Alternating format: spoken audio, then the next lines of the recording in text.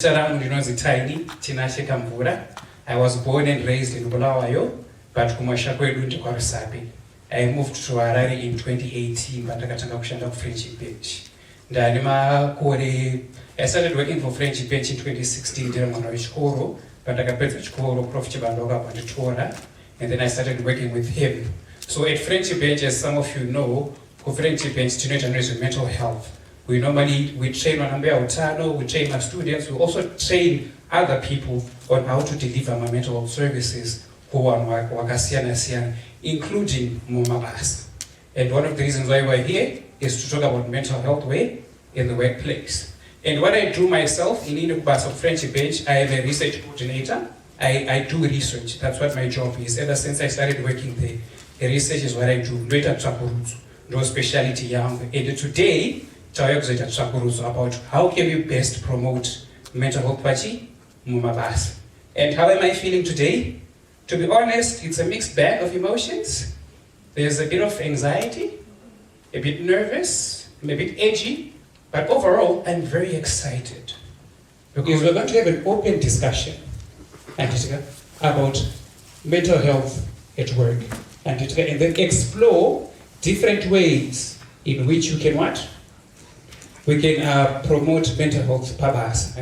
So today, instead of me lecturing you, I want you one way to lecture me about what you want us to do in the workplace. Because I don't know everything, to be honest. But I know we can come up with a very concrete plan that can help us transform Zimbabwe's workplaces. Because to be honest, being an employee or a worker in Zimbabwe is not for the faint-hearted. And it's not easy. No more than tax. So currency. You know, for us working in the NGO space, Donald Trump did something this year which messed up everything. Kata funding. There's a lot of things happening. Companies are closing. There's also bullying in the workplace. There's gossiping in the workplace. There are people who are sick in the workplace. Physically. And those things affect people's mental health. And we want to discuss how best can we address these issues. And I'm hoping to get the answers from you. So this moment is the only time you're going to see me doing a one-way communication. After this segment, it's going to be an open discussion whereby we discuss and share ideas together. So what we're going to be doing, so maybe before we jump into it, I just wanted to give a brief definition of what mental health at work is. So mental health at work simply refers to an individual's emotional, psychological, and social well-being purpose. So we're looking into emotional well-being, which we feel psychologically, as well as socially. That's usually a neglected part when it comes to mental health. Socially, are you getting along with other people, and do you feel socially safe? And it encompasses how we think, how we feel, and how we act, and how we manage stress and make decisions, as well as relate to others. And what's a healthy workspace? A healthy workspace is a workspace that fosters employees. It fosters an environment where employees thrive, realize their potential, and cope with my challenges effectively. So in an organization, we hope to see employees thrive. We hope to see employees cope effectively with my challenges that they face. But ultimately, we also hope to see employees bring out their maximum potential. So ideally, this is what mental health is about, and this is the only definition I'm going to give you. From here onward, we're throwing the textbook out. So what I'm going to be doing now, just from now, between now and tea time, we're just going to go into a session where we're going to try and discuss a bit about the explanatory models of mental health. And when I say explanatory models of mental health,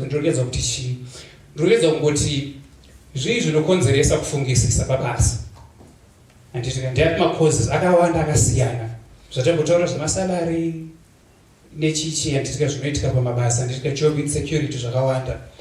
Kana wabatwa nekufungisisa, how does it manifest? Anditika kufungisisa kuno manifesta sei? Are you someone who lashes out? Are you someone who goes in a corner and then knows a corner? Are you someone on which you then become totally disabled, you cannot really work? And then what are the consequences? Someone talked about productivity and sometimes one of the consequences is because I was going to shut up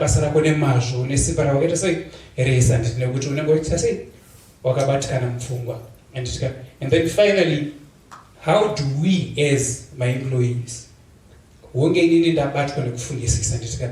how do I respond or react to it, particularly when it comes to help seeking?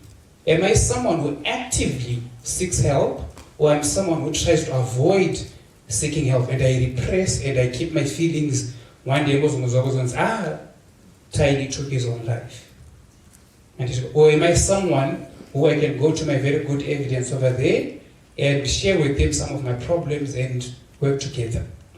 So this is basically what we're going to be doing in the morning up until tea. And then from there we're going to pause for about 15 minutes, grab some tea, and then immediately when we come back, we'll then get into my group sessions. And we've already prepared some groups for you. And in those group sections, as a group, I want you guys to envision yourselves as a task force, group menu, which has been given the mission to come up with number one, my interventions that I implement by us. So this can either be a system, a policy, a good, or a service, or a program that can be implemented by us. And how can these different programs and policies and systems be implemented in the workplace? So as you get into a group, you will be discussing those, which resources are required, what do we need to implement safe programs, and what outcomes can we use to measure the success of those different programs. And then after the breakout session, teachers also can group you come, you can either come messy or you can send a representative or two who then come and share with the rest of the room what your task force came back. And then after you guys present, the room is also going to comment. And when we're saying comment, that is what one of us will decide, but they're there to comment to improve upon whatever you guys would have proposed. And also feel free if your idea is the same as the other group. And great minds think what? Think alike. And so plagiarism is allowed today. So feel free. And when it comes to ideas. And then after, so we'll do this, the first breakout session, feedback will happen, and then we'll take an hour break when we go for lunch. And by the way, lunch is going to be at 12:30. Unfortunately, they put us a bit early because the hotel is a bit full today. So we'll break up at 12:30, we'll hopefully come back by 1. Continue our feedback sessions. After the feedback sessions, I'm just going to round things up by just looking at a few key priority areas related to policy, research and academia, health providers, the civil society, like our gentleman from ZCTU, and other NGOs, business and corporates, the likes of Natasha, and then unions and representatives. But for these specific areas, what do we need to do? That will last very shortly, and then by 3:30, hopefully we'll be done with all this. And finally, before Tammy leaves for the UK, would hope for her to give us one closing performance to say goodbye. And whenever I think about it, I feel like crying. I'm going to miss you, my friend. It's been quite a journey knowing you, eh? And I wish you all the best. I know. It's just me being neurotic, eh? You know how it is. But really excited.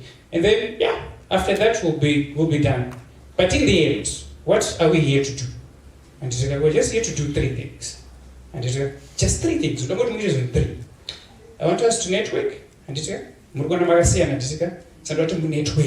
During tea, during lunch, wherever you can, please network. And let's try to create a group of a network of champions who can promote mental health babas. And I want us to learn from each other. And it's very important. Let's learn to learn from others. And I myself primarily am here to learn from you guys, but also it's good to share ideas. And at the end of the day, after everything, I want us to have fun. Let's just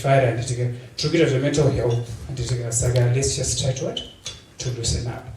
So that's it from me, ladies and gentlemen, with my brief presentation. Now we are just going to go into our first. This one, we're going to do this for the next 10 to 15 minutes, just to discuss these points. And what are the causes? So we'll start off with number one. What do you guys think are some of the things on the konzeresa kufungisa, and how do they cause kufungisa sababasa? Now it's open, anyone can raise their hands, I want to pick. My good friend. Yes, sir. Does he have a mic? Do you have a mic? Right there?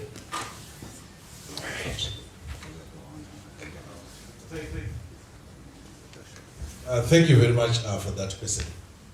I wouldn't want to be long, but I think that one of the main issues has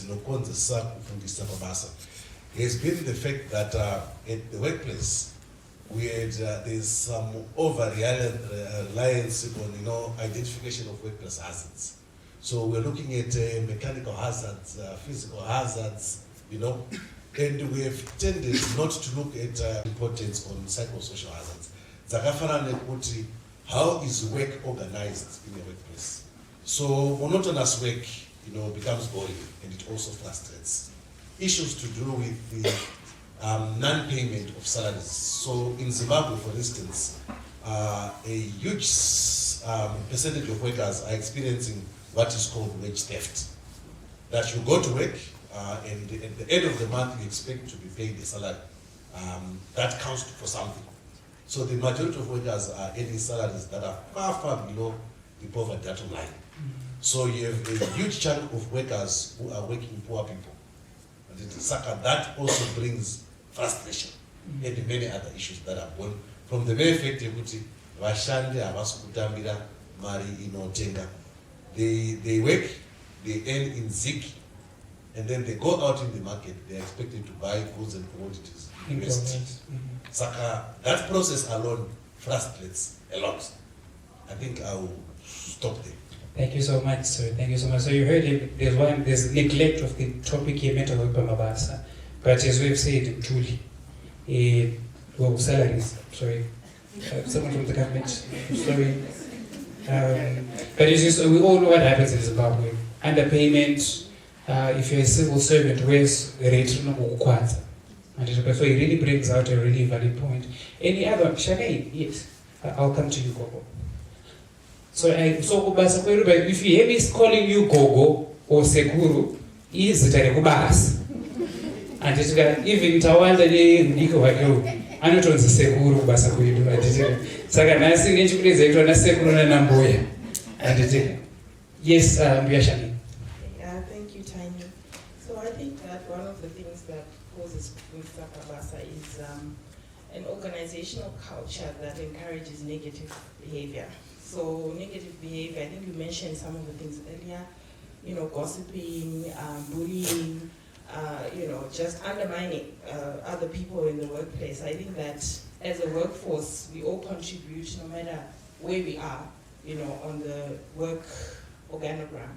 So sometimes there's some people who feel undermined because of their position, for example, or because of their contribution, which might be seen as less than others. So those are some of the things that really affect people in an organization, and they end up, thinking whether they belong, whether they're actually contributing. And I think that's something that's really important to say when organizations are designing, or are responding to the organizational culture, to really consider everyone's contribution, and also to think about how the way we interact, interactions are very important. Sometimes people will create friendships, others can even create, relationships, and there's so many things that can come out of being in a group or a work setting. So if those things are interrupted by negative behaviors, it can actually influence people's response and their contribution within the organization. So I think, and I would like to relate this even to, the lack of control for, your work. Sometimes because of those behaviors, people end up having very little control about what, how, or what, or when they can do certain things within the organization or within a work setting. And that can be really, it can affect people.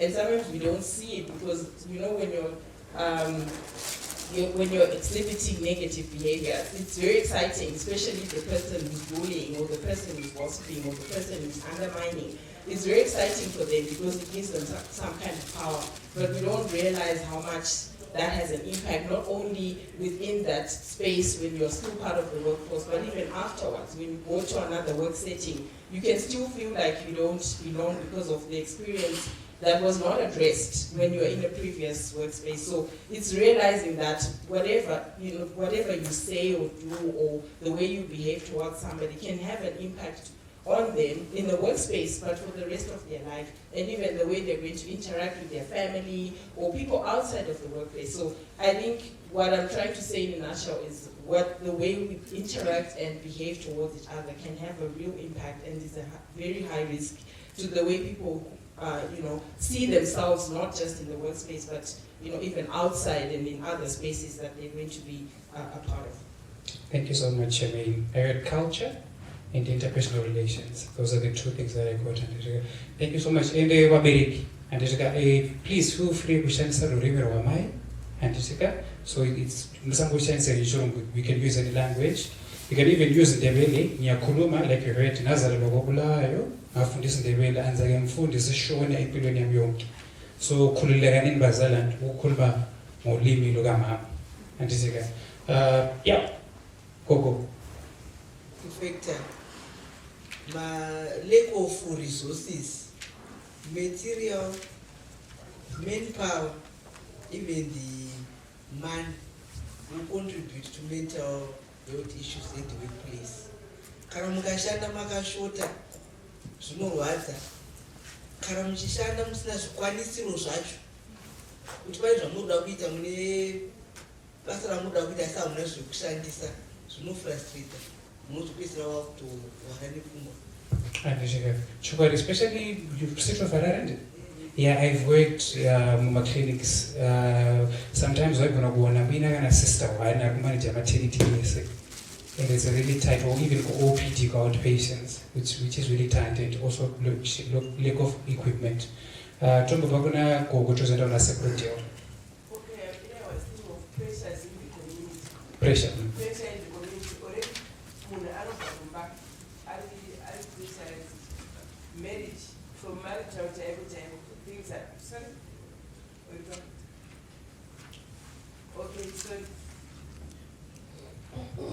hello, yeah, Okay. I think pressure from the community, from the home, we can start from the family, breaking down of these families because of economic issues or lack of communication, my relationships they are breaking down. Sakamun Anova actually pressurized already to come back. When he comes to, he or she comes to back already. Kunema pressures are lack of communication. I know who should tell you. There are pressures from everywhere. So you find with people are breaking down in such way. And nobody realizes because thank you for this program. Because when they don't realize the mental health issues. But somebody is going into depression. This patient is with anxiety. If there was early detection, then it would help the workers. But unfortunately, after the time, you also realize that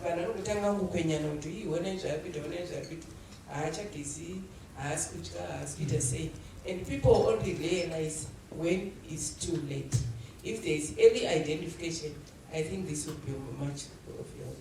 Early identification. I think I like point Matawara Gogoibuti. Sometimes the stress will not be usually manifest as or vice versa. Thank you so much for security. Okay. I think mine is maybe what I wanted to say is that you see that in most of the cases, when you are thinking about mental health in the workplace, sometimes we will think about those at shop floor level and forget about the supervisors. One of the things that they face is that you are expected to supervise subordinates who are sort of frustrated, and you are also frustrated with sometimes when you are salary in yours, I see it, I say, I see to where I was looking at picture. You watch your chichema call or something like what we look at picture. I didn't get that for trouble. True, I didn't get true. Claudius? Does anyone have a mic close by? Engineer? Good.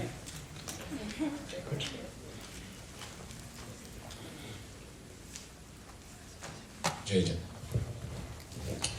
Okay, so familia yangu patoro na sister chibando. Pakuti okay, mwe munatobva kumba nema problems andi. But still, kana wasvika kubasa kwacho, if you decide to tell someone, says wangachitaura, kuti are you the reserved kind, kana kuti unotsvaka rubatsiro. So panyaya yekutsvaga rubatsiro apa ndo pamwe pacho panogona kutozotanga futi mamwe ma-mental health issues. Pakuti waudza munhu nyaya yako haana kuuya kwauri achibvunza, but wangodecided to tell someone, and then that someone oenda panyaya yegosipi yange yakutaurwa naShameni akutoudza vanhu kuti okay, this is what's going on in life yaNingi.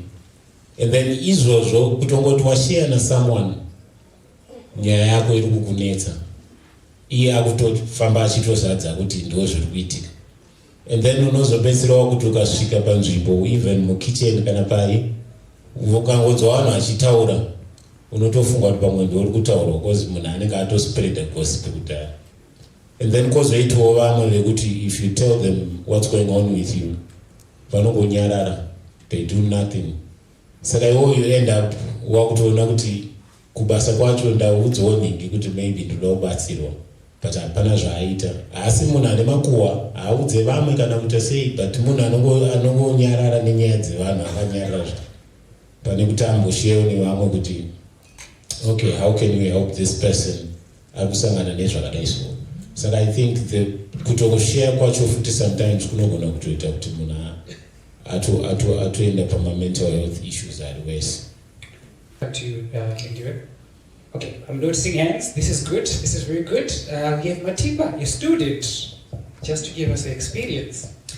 Hello everyone. So I feel like one of the causes when it comes to kufungisis in the workplace, one of them is the pressure, general pressure in life, and the transition from school to work, and having the pressure to perform well, having the pressure to balance your personal life with your professional life. For a first timer, that is of course trying to strike a balance of how to manage all that and to know where you fit in, where to be accepted at work, and just trying to maintain the professional boundaries as well while maintaining code of conduct at work. So I think generally that whole pressure of trying to be perfect or trying to just know your place at work can be some sort of pressure when you're used to being at school half the time.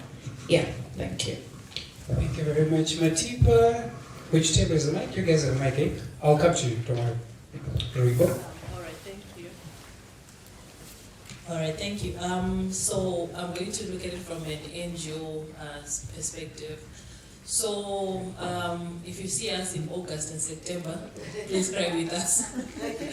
So most of the problems that causes mental health in the NGO sector is about job security. So most of our contracts, they run from October to September. That's how best it gets. So starting from August and September, people start getting nominated on who's going home, who's going to be what, who's going to be what. So people are uncertain. You don't know if you're going to stay or if you're going to go. So right now we've been letting go. We're now on 43 people, and probably I'm next. So that alone, whereby people each and every year around August and September, it's a trauma that you have to relive each year, and you have to be on the mercy of somebody to stay. That causes constant mental health. And then lastly, we take pride in making it a habit that we're a fast-paced organization, whereby people don't have a separation between when we communicate about work You're home, you're talking about work. You're at work, you're talking about work. On WhatsApp, it's about work again. If you don't respond to the WhatsApp, it's taken again to work. So there's no break between work and home. It's constant work, and that has been causing a lot of toll on people. I wanted to talk about two things. The first one is poorly managed change. Sometimes things change, and we appreciate that things change, but when people fail to manage that change, it can also cause a lot of mental health issues. I'll give you an example of when policies abruptly shift without any prior consultation or discussions with people. There's a disjoint between those at the higher echelons of the organization versus the implementers at the bottom. The people just wake up, we're saying we're going in this direction. Meanwhile, people start settling in, okay, we're not going in this direction, suddenly we're not going in that direction. Then you start wondering, now, what exactly are we doing? That control over the work that we're doing becomes something that's challenging. And people then fail to actually settle within that. Then the other thing that's also there is that within the workplace itself, the first piece that she was talking about being results oriented and not people oriented, it tends now to then fail to then pick where the kinks are coming in the system, where it's a wellness issue that the individual is failing to thrive or cope, then get the support that they need so that they're able to perform. To us, once they are not performing and there's a kink within the system, we are quick to dismiss and throw out, so everyone becomes, replaceable. And at the end of the day, no one really feels secure when you're at work. Even if you have a year contract, you don't know whether you're going to last through the year, because the moment you just come in, you say, I had a funeral and my cousin died yesterday, then they're telling you, so your cousin's death is more important than our outcomes. And suddenly there's no support that people are getting. So I think sometimes organizations fail to get that human side.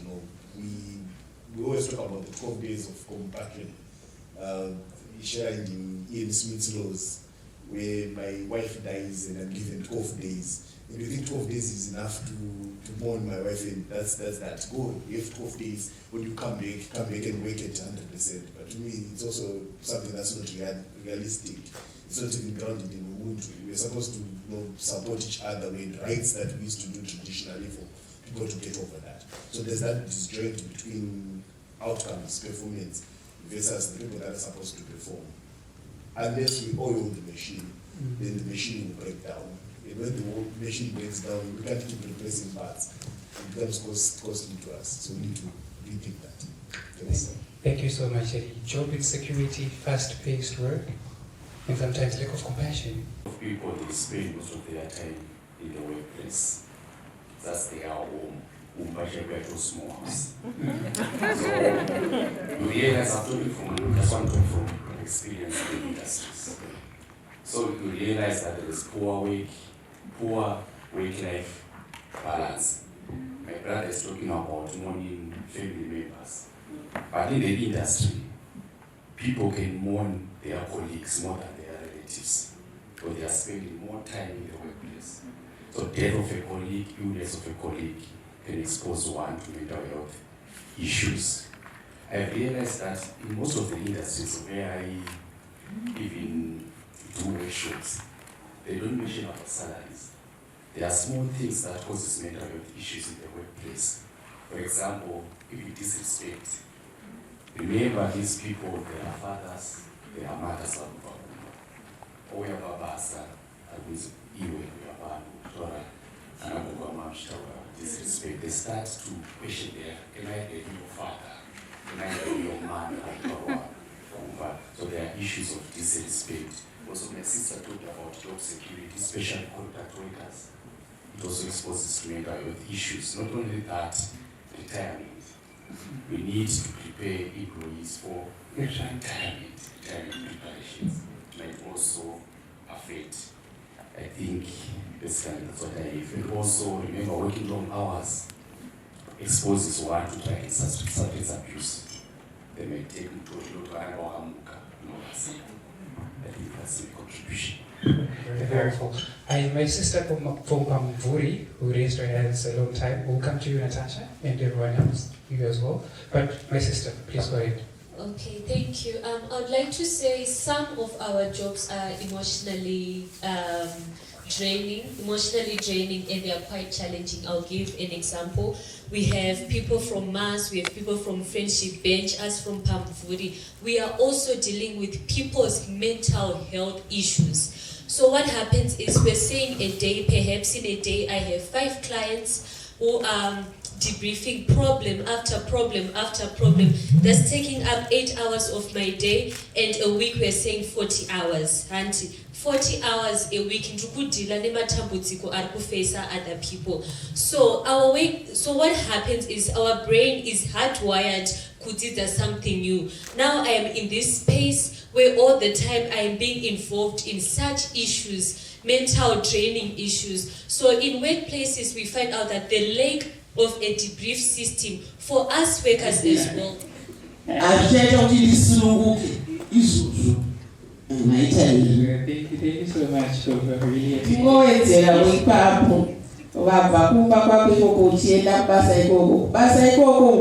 unosvika kune vanhu vari kutokugodora vauri kushanda navo ivavo havasi kuwirirana newe, saka zvimwe zvinhu zvinoita kuti munhu ustreseke zvakare ufungisise izvozvo.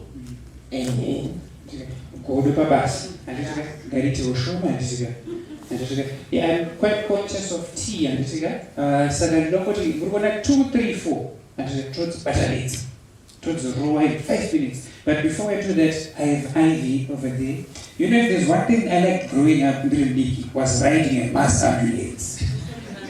You know, it felt like I was in a movie because the ambulances are so nice. They look like airplanes. They don't get naked, Katamayo. Please, Ivy. Very correct. Thank you so much. I told you I have the foundation of emotional intelligence. I think it's one thing that we, at times, tend to, look down on, but it plays a critical role in terms of mental wellness. You look at a case, for example, where, as colleagues, for example, can we handle what we hear or what we know about, our workmates or the person next to you?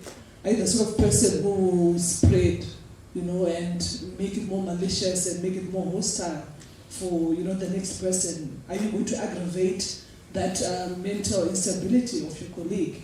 So are you that person who's got that emotional intelligence to actually contain that or to actually stop it when it comes across you? And also a colleague, a former speaker spoke about leadership roles where people are promoted, but are they also then trained in terms of, again, emotional intelligence? Because once you are in a supervisory role, When it comes to manifestation, there are a lot of physical and emotional ways that it does manifest. I would say emotionally, I never used to understand why my mom would come back home so angry with her setup and my mom. When I started working myself, I was like, oh, that's why. Because you're coming back from the space where waswera uchishanda wakufuna kuti mari yauri kushandira haisinyatsa kuenderana nebasa rauri kushanda obva wadzoka apa before you even get home you're stuck in traffic, makombi akukudherera, marobhots asi kushanda. Then you get home, there's this child that's been sleeping the whole day watching TV, and you are now bigger, and nyama yacho haisati yatomboita mufriji, hakuna funagets, you can't use the microwave. So you end up being angry, right? And you end up exploding. And I think one of those consequences is the breakdown of families, right? Because you end up projecting what you've been feeling, and essentially, you end up projecting what you've been feeling from work and carrying all these things, and then you put it on your family, on your children, and they don't understand what's going on, right? But they just take it as, mama vanifarire, mama ngone hasha, mama ni ma mood swings. But it's all coming from the burden that you've been carrying at work, right? And then physically, I think about how BP is something that's very common in Zimbabwe, right? You hear men like, I'm not sure BP, I'm not sure BP. And most of that high blood pressure is coming from work stress, right? People are in these environments where a lot of the courses that a lot of you spoke about, where also put by your colleagues and all these things, and then you end up you end up having high blood pressure or hypersensitivity, right? And it's like, you can't manage it properly because you don't also have those spaces to speak about what's going on at work, right? You don't have, for example, I remember something that used to be emphasized at school was the importance of supervision in a lot of our professions like psychology and social work, where you need to have supervision, and supervisors have supervisors as well, because a lot of the things that we carry are heavy things and heavy emotional burdens. So you also need spaces and platforms where you can speak about that and debrief about that. But in a lot of companies and businesses, so I think, yeah, a lot of the manifestations come and the consequences end up being other people have to then carry the burden of your mental illness, I guess, or like lack of mental health. Any ideas on the reaction? How people react to it? How people react You know, help seeking, particularly. Help seeking. Yeah. I think a lot of the times people don't seek help because they I would say people aren't really educated about where to seek help, and also there's a lot of stigma associated with seeking help. Because again, when I look at the research that we've done so far, right, about how people see mental health, say, I'm pain or so if you were to say that, oh, I'm stressed and I think I just need to talk to someone about it, it's psychologist. Like, so there are all these stigmas that are associated with seeking help with mental health. So I think it's just normalizing it in workspaces, because whenever people think about mental health in workspaces, anyone on HR, but like I think maybe promoting more psychoeducation so that people really do understand the importance and how, for example, we look at the consequences extend past just the individual, and it ends up being maybe the community that suffers as well. So I think more psychoeducation on that so that people do understand that consequences aren't just for the individual themselves, but it's a community thing. Now I see why you're saying your assistant, eh? You're quite sharp. Thank you so much, Jay. Hello. Absenteeism in the workplace, withdrawal in the workplace, and at times even substance abuse, what are the consequences? Less productivity or low productivity, people do not contribute.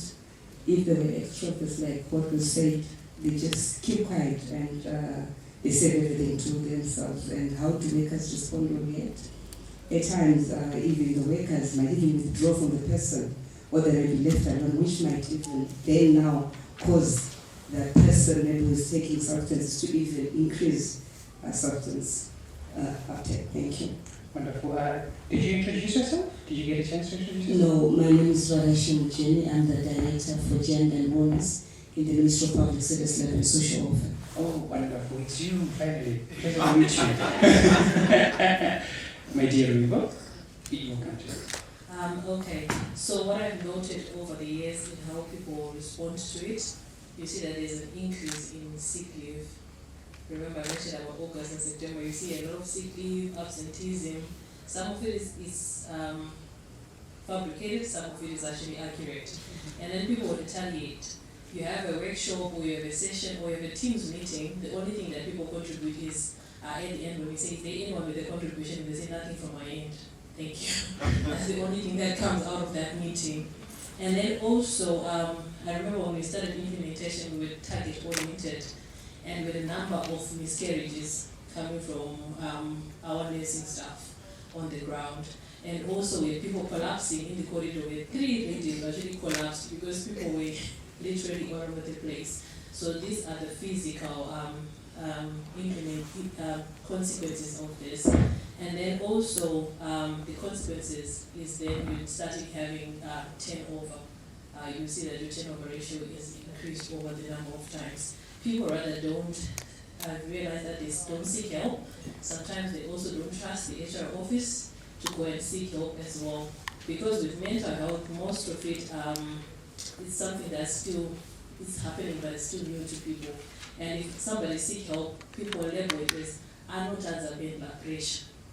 Yeah, and then the other thing is, if you want to also seek help to your relatives or church, people have a tendency of comparing. When you say your story, they give you a pro max of the story that you have. They put it to dollar value, or imagine school fees. So instead of you feeling bad, good about the situation, when you confide in somebody else, you not, okay, probably I'm not being grateful. So there is that education that needs to go in terms of how do workers respond, because as it stands, they're not trusting the HR, they're also not trusting the other groups to it. So this is we ended up just giving them the WhatsApp number to Friendship Bench for them to go and confide in. Yes. Thank you very much, Rico. Yes, my good man. Okay. Just one addition to realize that the majority of my injuries are not on our side. It might be because of my mental health issues. Just imagine a nurse who are constitutionally depressed and anxious about by injection. But they have to manage bricks. It's good that we have departments, the NASA, the CTU, the Occupational Safety Department. We need to start taking into consideration the psychological state of employees and managers such as mappers. My basic result of my mental health issues. Really, really powerful, really powerful. I saw some hands lighting up. We'll come to my new boss. Yes, Dr. Esther. I wanted to talk about something that I think hasn't been mentioned as a risk factor. I think when there is perceived or actual favoritism within the organization and people feel like, some people are liked or more valued than other, employees, and then there's formation of cliques, people feeling like, these four like each other, or these, especially when senior management is involved in those cliques. It creates a culture of mistrust, people not feeling valued within the organization, and it manifests as, some passive aggression. People just don't do their work, productivity suffers, and as someone says, people don't talk about it, and then people end up just either staying because they can't go anywhere else because there's no jobs. I think in my previous employment we did an assessment and found that there was a significant proportion of staff that were just not even contributing at all to the productivity. They're disengaged because of what would have been happening. So I think I'll just stop there. Thank you very much, Mark. Yes, Granny? Okay. As a result of what she has been saying, we find there will be conflicts at work. And camps, if I can two purpose, I will support our, I will support our. Then I will take out to the grandma resources. They won't even want to not our surface. Goes on the only mama, all we give them resources. It goes on the they are not producing well. Okay. Anyone from that table as well? Natasha, and then we'll come to you. Sorry, I hope I did not know about something. Okay. All right. So in terms of manifestation, sometimes we have physical ailments. Sometimes people normally complain about headaches, or they think it's a chronic headache of some sort, or fatigue even. Some pain in terms of some of their parts, backaches and so forth, because people don't yet quite know what exactly it is. So sometimes you just brush it off and say, maybe it's a headache. Let me just take some painkillers, or let me take a day off, or things like that. And then as it continues, and if it continues undetected and unattended to, it can actually then gradually become something more intense, more progressive, maybe depression even at times. And then in terms of how workers respond and react, I think as a nation, we're slowly embracing now the concept of mental health in the workplace, but we still have a lot of stigma. And we have also a lot of cultural issues that, when people don't quite understand mental illness and where maybe it's coming from. So we have a lot of religion as well that plays a part. With some people who embrace it, and with people who don't think it exists. We have stigma. People associate sometimes such conditions is based on spiritual origin and so forth. So I think in terms of reaction, we have a mixed reaction. Very few people quite understand, but there's a lot of stigma, there's a lot of discrimination, so much that people don't outrightly come out and say, you know what, I've been diagnosed, maybe after they go for diagnosis with depression or with anxiety or with this. People don't understand it properly as yet. Thank you very much. So what are the consequences? So I think that one way in which we've observed in the labour market kind of Kumabasa is that issues to do with stress have what we call a downstream effect. That the worker has got a grievance or is aggrieved, but for some reason is not able to take up that grievance. Saka kugununa kuya or that grievance, the worker carries the grievance home instead of dealing with it at the workplace. So when the worker gets home, the weakest point where that worker wants to let out the frustrations and stress and all could be the husband, Arugumba, or it could be the wife. And then the wife is probably harassed because stress against the past. The wife will also look at the weakest point where she can also get to let out, and it becomes the maid. And the issue could have been resolved at the workplace. Now it's now to the maid. Maid boss, Papa, and then the weakest point where she wants to also let out would be the kids. The issue could have been resolved. Now the kids have been harassed. But all these stress are made, but it's a time pass. And the weakest point for the kids is the dog that is outside. And then the dog is harassed. Tiger, Papa no teach and you have to hold a frustration. That's the downstream effect. And frustration and it wants to let out. The next person and so the consequence is the downstream effects of how then do we resolve issues to do with stress at the workplace. But as workers or as trade unions, we have been encouraging the workers to make sure that they utilize the grievance handling procedures that are in existence in most workplace codes of conduct. Zero steps, if a worker is aggrieved, within 3 days, I don't report to the supervisor. The supervisor, within a certain number of days, must then have resolved the issue. It escalates to the next head of department, or it escalates to what we call the Works Council, where management meets with the Workers' Committee. It escalates to the National Employment Council. It goes on up to the level of the Supreme Court. But the unfortunate thing is, at times workers fear issues to do with victimization numbers. Plus, issues of stress, it could be an occupational hazard. That is probably where we need to focus on and include that in our discussions around occupational safety health. Thank you. Thank you very much, Mr. Kadukutu. We'll come to this corner and then we'll come.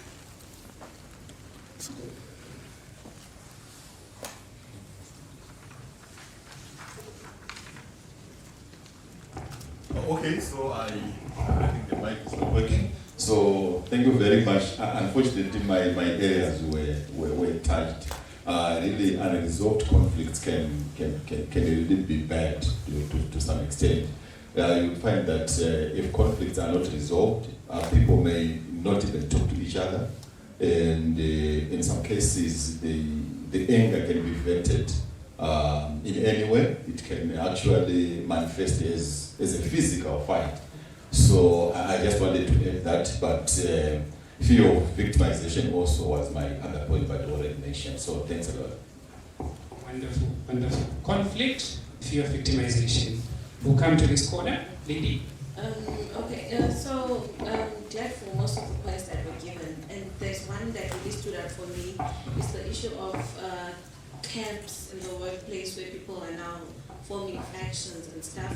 So what I've noticed is that many times in the workplace, there's always this situation where people are talking about how something that was supposed to be a secret ended up at the top.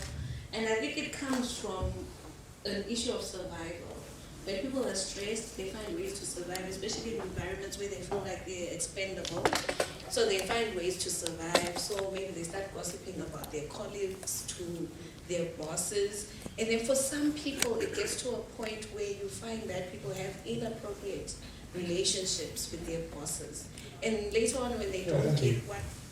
Okay.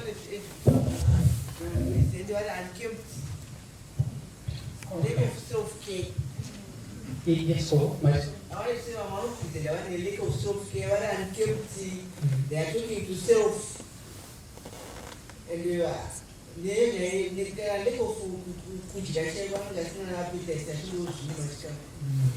especially sometimes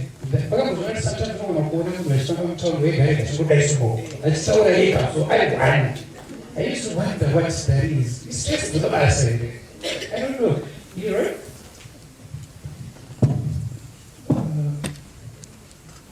The issues of that also ahead?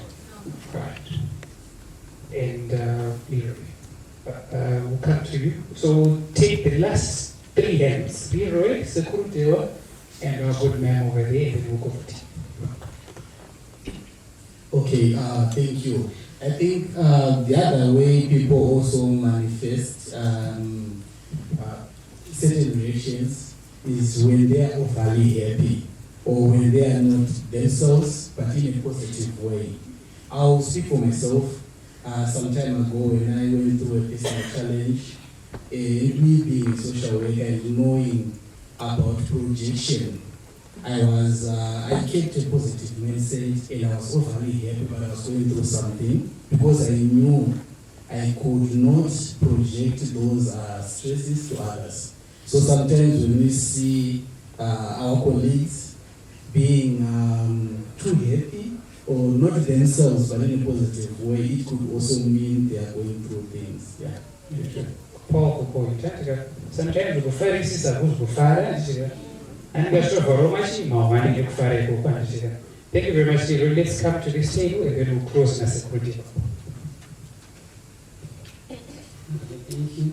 Especially when they are female bosses, instead of female, usually they shout at each other. For example, in nursing field, they shout, the boss shouts at you, and you pace to and fro. After pacing, the next thing, the nurse will vent to the patients.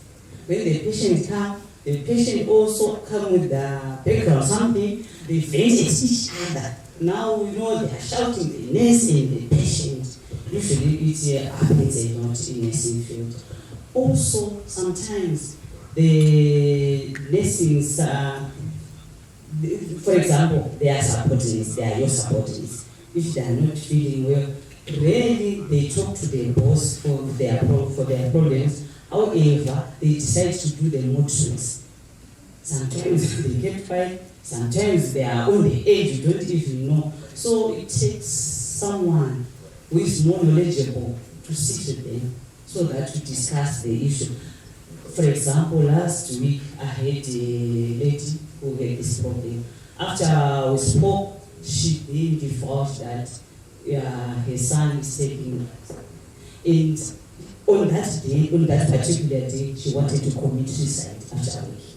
So usually it happens a lot.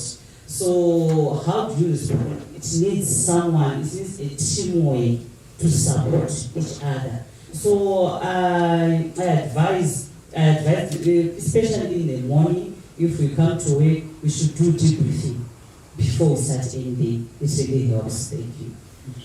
Debriefing is very, very important. Thank you very much. Finally, okay, thank you. So you find that one of the things that may happen,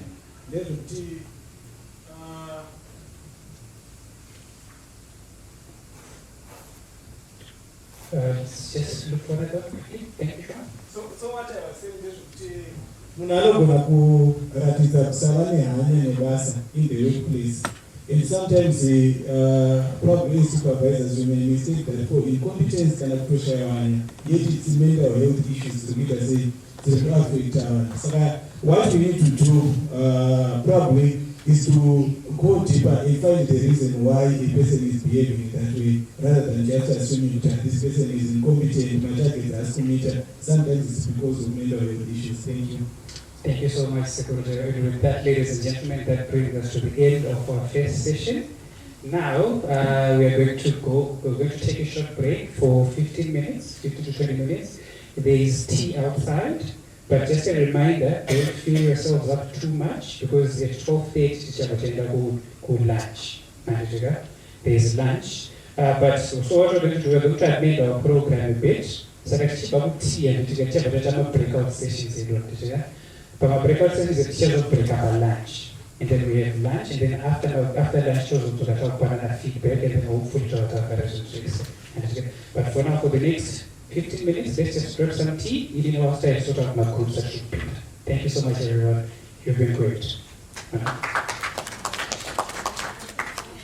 So yeah, free for all, please.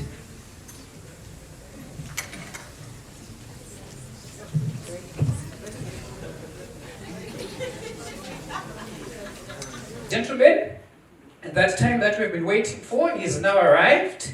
Timbons were feedback. Timbons was shandwa. So we're going to start off with the first day of the working week, which is Monday.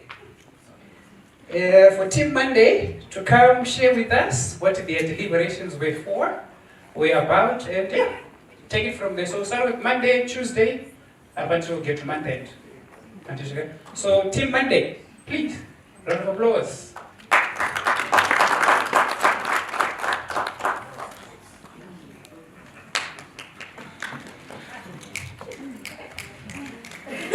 Oh yeah, give them some. Always a pleasure, Eddie. Always a pleasure. Mike. Engineer. Okay.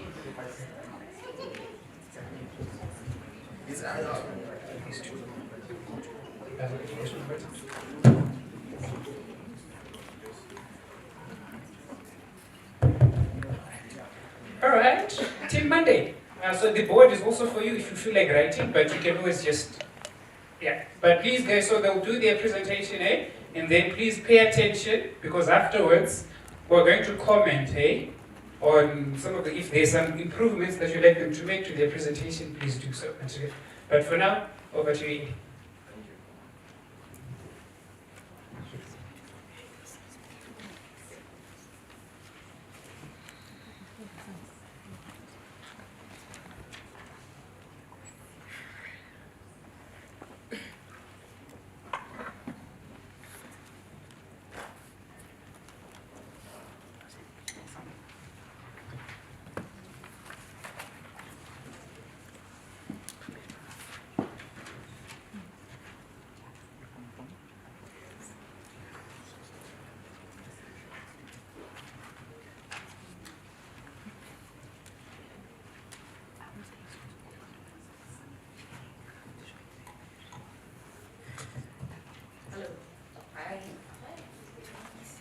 So we are Monday, so we're going to start with the interventions. So can you? You've been caught with Monday blues, so we want to take away the Monday blues. So here are some interventions to take away the Monday blues. It's not working, right? So our first intervention was coming up with a wellness day or a wellness just within our calendar, probably monthly, we do something. So we thought that maybe at least once a month we should do something that is related to all your employees seeing probably a mental health practitioner within the organization. We also mentioned that if they don't want someone from within, we can try to arrange with people from other organizations who do free counseling and free mental health programs so that they engage with them and the measure. Yes, so every activity requires a measure. So some of the activities that we were thinking about include even basic screening, because oftentimes people just think mental health is about talking about it without really identifying the risks that are there. So we use various screening tools that we can use to catch some of the symptoms. We can even use locally made instruments like our Shona symptom questionnaire. We can use our stress inventory to catch some of the stressors that individuals might be affected with. If you have a local nurse at your institution, you can also use basic vital signs. Sometimes high blood pressure can be a sign of something is not right. And those are some of the outcome measures that we were thinking about in terms of looking at the various activities. Then to see whether we have succeeded in achieving, we're also looking at the reach. How many people have we engaged? How many people have we screened? What are the outcomes? We're looking also at testimonials. Sitting down with people who have attended previous wellness days and saying, what has been your experience? What did you get from it? Then getting feedback from them in how we can improve on the next ones. Next intervention. We also talked about having a 24-hour hotline so that, at least even if you're home, you can still get services, you can still talk to someone, and you don't really need to engage with them physically because it can be intimidating to some people. But for that one, we need to track how many people we have called into the hotline. We also need to understand how many referrals we have made and what has been the outcomes of those referrals that we have made. Did they get the necessary help that they wanted?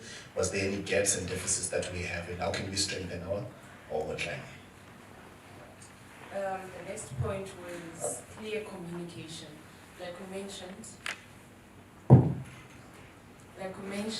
and when we were having our first discussion, people were saying that usually at the workplace, there's so many rumors, you can just hear that there's going to be retrenchment, yet it's just rumors, there's no official communication. So at the workplace, there should be official communication so that people don't panic like what was said earlier. You just find people falling, collapsing at the workplace just because they're stressed over rumors, so we want clear communication.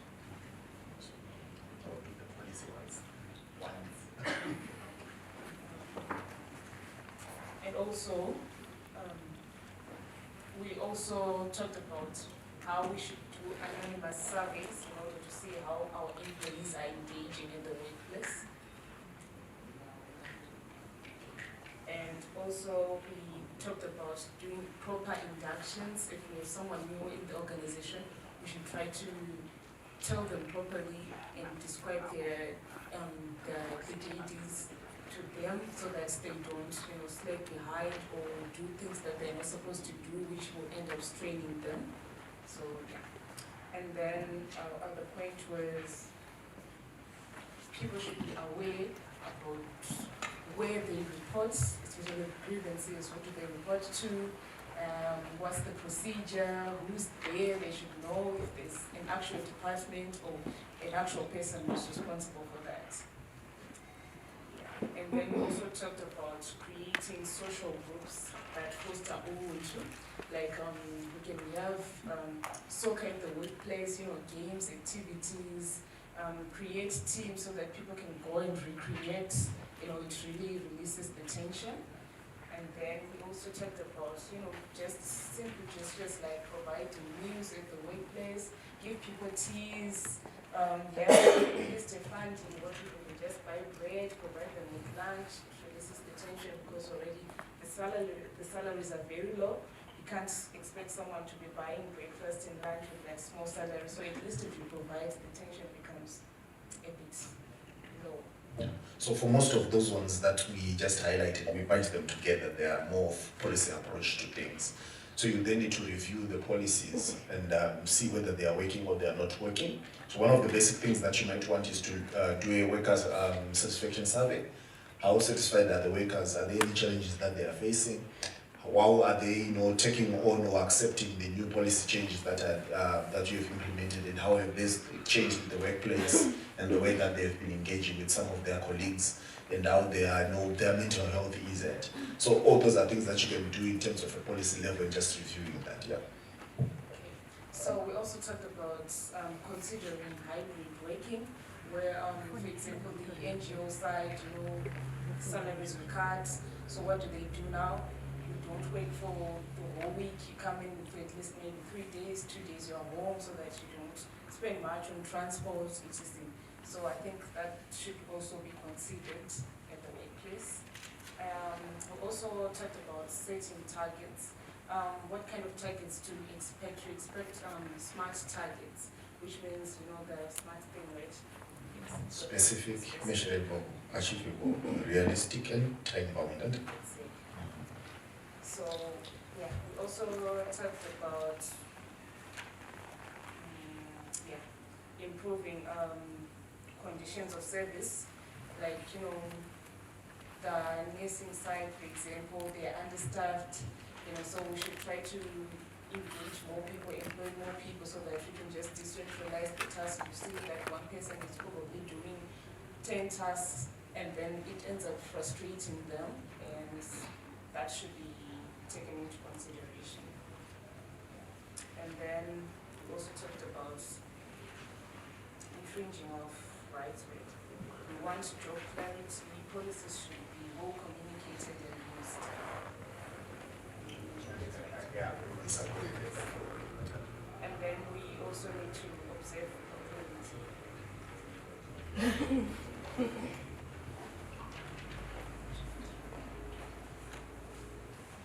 Okay, so basically we're looking at, in terms of the organogram and how the organogram works, and try to, ensure that we use this as a tool to facilitate support and ensure that everyone feels, respected, everyone feels, needed within the workplace, and they're able to execute exactly the roles that they need to execute. Because sometimes the problem is I might be supervising a group of people young as I am, and then the group of people is slightly older than I am.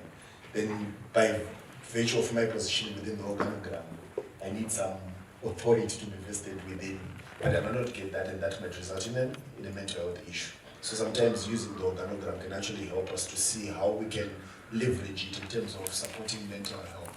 How do we capacitate the immediate supervisor to be able to quickly pick issues of mental health within their subordinates, and how do we use those relationships to be able to, because respect goes both ways. It's not only just, going bottom up, but also top down and sideways. So how do we ensure that everyone feels that they are needed, they are respected, and appreciated within the organization? Yeah. Okay. And then we also talked about internal and external customer management, how there's need to protect the employee. An example was given where we have the people who work at city council. You see them like in a combi, someone will just say, oh, do you know I'm to be money, blah, blah, blah, and then people start harassing you. See? So we need to protect them against that. Yeah, and the example is who call center people. We usually abuse them. I mean, how many of us have abused call center people? It's time to confess, and we always abuse them. And it's as if, working for call center at Econet, the Econet has become their company. So you go there and you start shouting at them, you have problems. No, it's not their problem. And so sometimes we need to also capacitate the worker to be able to understand that there are various types of individuals dealing with various issues, and some people come on that call center just to vent, and that's something that's acceptable. Sit, listen, respond in a polite way, and if you feel that you're in a bad space after that talk with the client, you must also have a safe space that you can go to and say, this client, what they said, I think they were getting personal with me, then be able to get the necessary mental health support that you need. Yeah. Okay.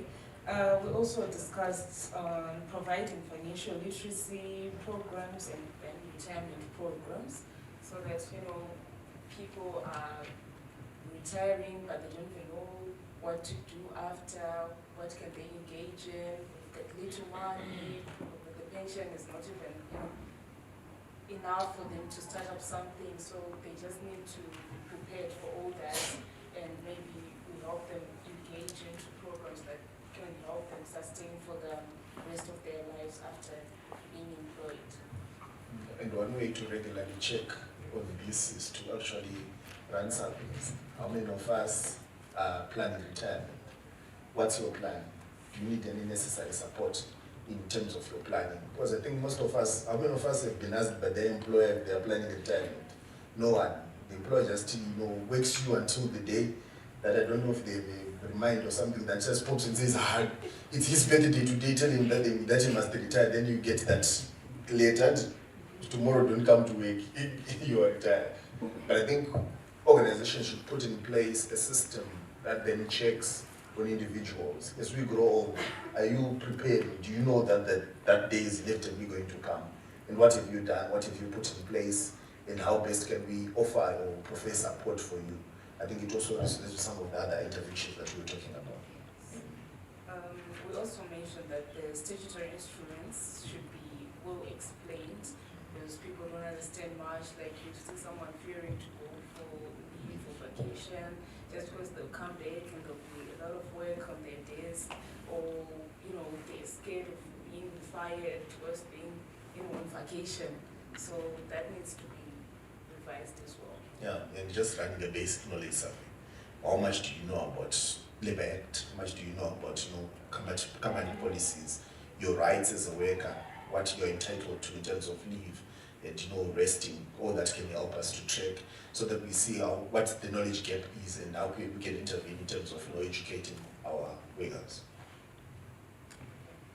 And then we also mentioned that there should be some upskilling funds within the organization, so that someone can literally just upgrade, improve my skills whilst at the workplace. It really helps. Yeah, and we can track how much our workers are doing in terms of bettering themselves. We can also provide continuous professional development within the institutions, and we can easily track that by just keeping a register of how many programs or how many workshops have we run, who were the beneficiaries, what skills were we imparting in our workers, and what has been the change since the last time that we did such a program.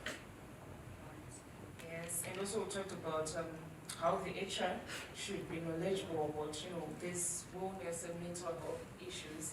They shouldn't just be there for the hiring and firing, but they should be hands-on on the mental health issue. Like most psychologists look at HR. I think they changed the name. It's no longer HR, and what are you guys being called these days? And people in culture. So we need a little bit more people in culture and less HR. Because HR is like the head boy, not the head boy as HEAD, but the head boy as HERD. And we are all the cattle. We are there to just ensure that we are working in land. But a little bit more people in culture helps us to be able to get in tune with ourselves and help us more to become better. Yeah. So we also talked about, the work environment, like what motivates us as employees, right? Like the working resources, working environment, like for example, you work in a building where there's poor lighting or the building is just dilapidated and there's nothing that's actually proper. So that really affects employees.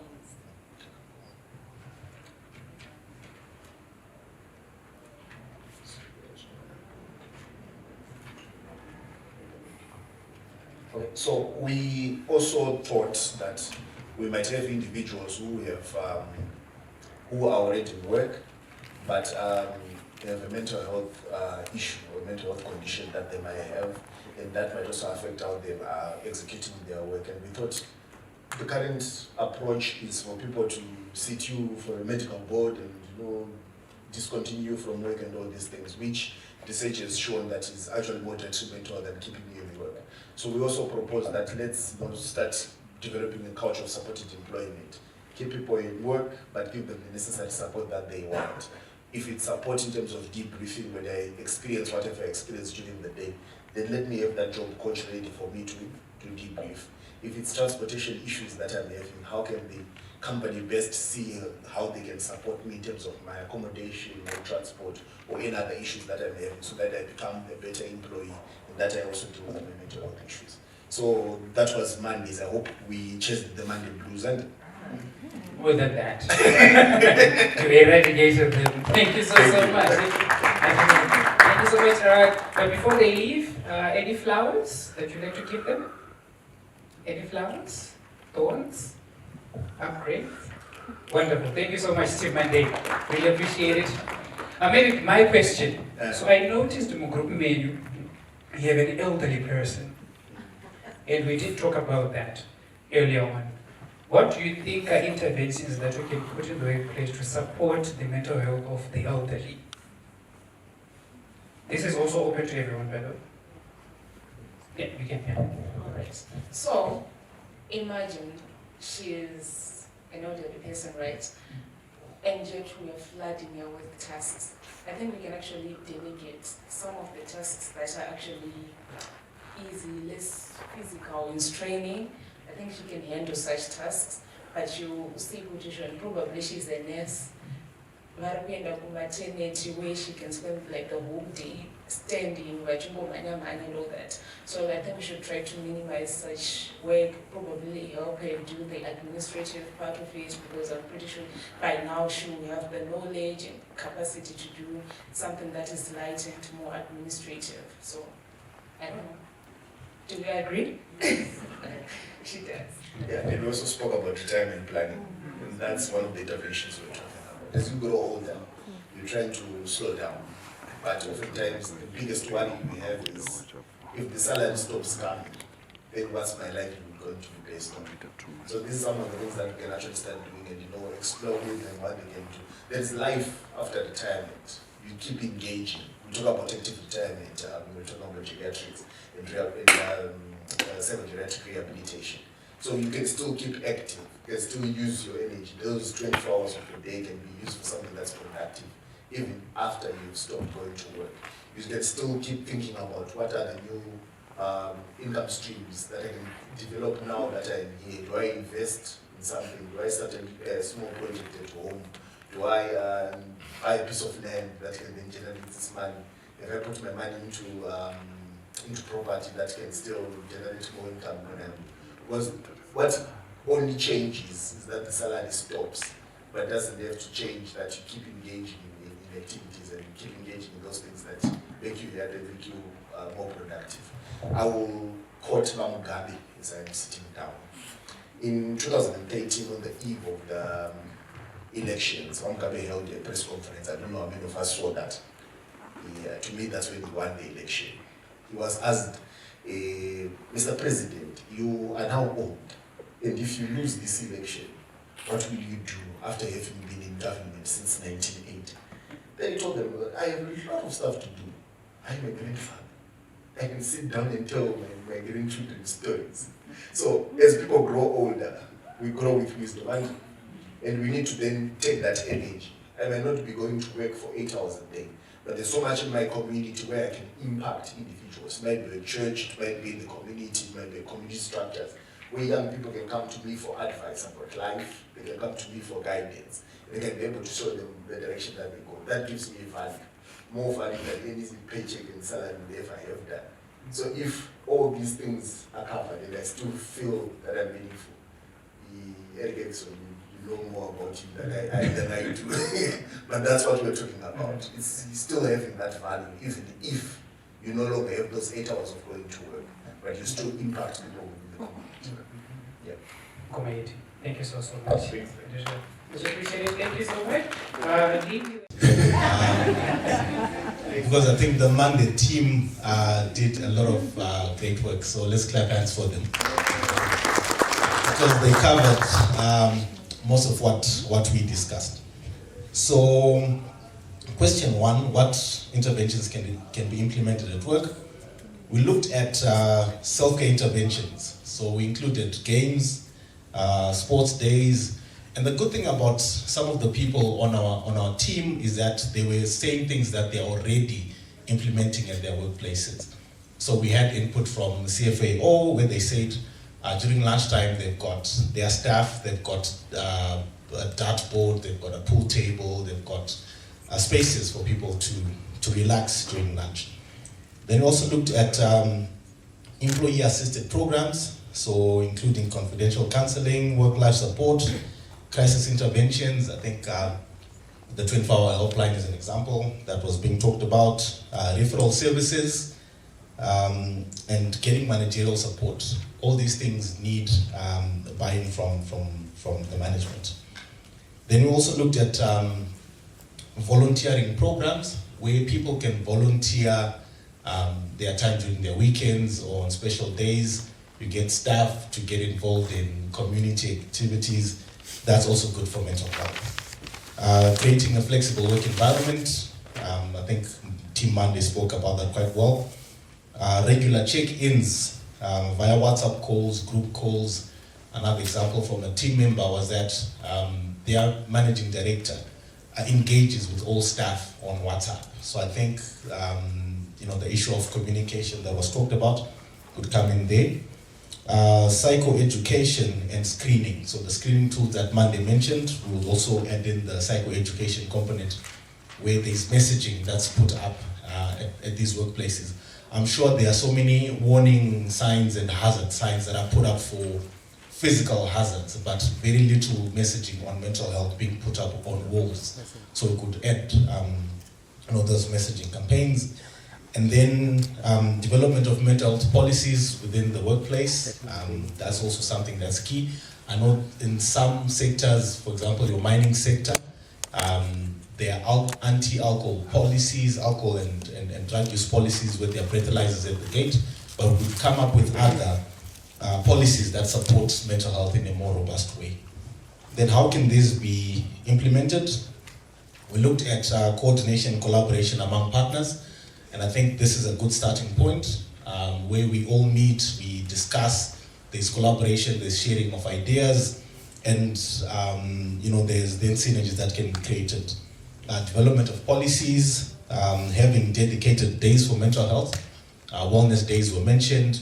Then there are so many days on the mental health calendar, like your Suicide Prevention Day, World Mental Health Day, World No Alcohol Day, etc. Those exist and can be tapped into. Then regular trainings with CPD points. I think that's also an incentive for people to make sure that people are always up to date with current trends within mental health programming. Then which resources are required? We looked at the human resource, financial resources, the screening tools, the technological tools, and then the legal framework and the policies. And then what outcomes can we measure? What outcomes can we use to measure the success? We can get testimonies, we can look at the increase in participation, patient satisfaction surveys, for example, for City of Harare, so patient or client, customer satisfaction surveys. And we can look at the income statement. We all know that in mental health, for every dollar invested, you could get at least a 4-fold return. So when corporates invest, you can look at your income statement in terms of sales, in terms of production output, and then the reduction in accidents, that can also be an indicator, and improved attendance where you've had presenteeism, absenteeism, or leaveism existing in the company. So yeah, that's what we discussed on Tuesday. Thank you. That was quite terrific, eh? Thank you so much. Anything for Team Tuesday? Perfect. Thank you so much, Jacob. Thank you so much. Team Wednesday. Has anyone watched the Wednesday show? Yeah, Team Wednesday. Who wants to be on Wednesday today? Who's Wednesday? I forgot which Wednesday. Good.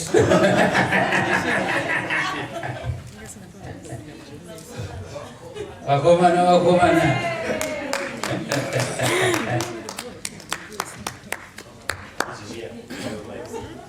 Okay.